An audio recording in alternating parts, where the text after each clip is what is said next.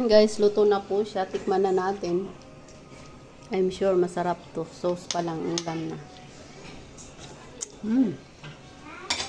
Yummy. Yan, nakaluto na po tayo ng menudo. So, yan guys, magluluto ako ng pork menudo. So, yan, ginita ko na yung bawang at saka yung sibuyas. Sinama ko na rin yung pork.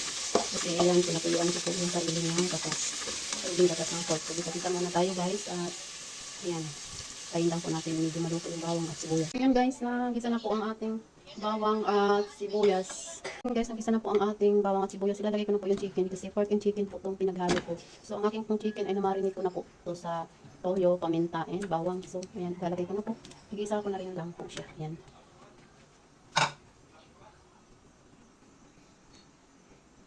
Pasensya na po, medyo malikot ang aking camera. So ayan, ibisahin ko na po siya.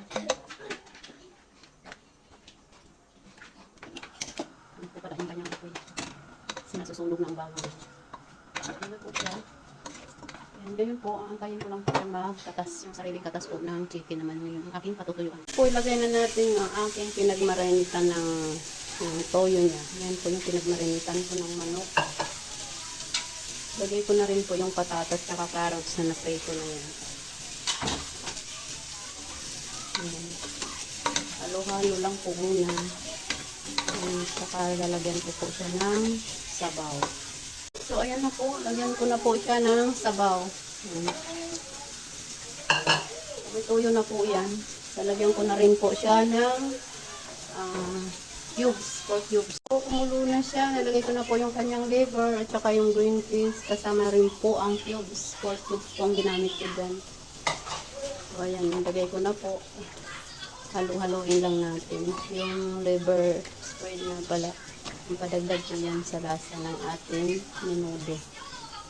Ayan, antayin lang po natin siyang matuyuan pa ng konti. So ayun na po ang ating menudo. Lalagay ko na po yung ating red bell pepper. So ayan po, lagyan natin siya ng konting sugar. Pampalasa lang po yun.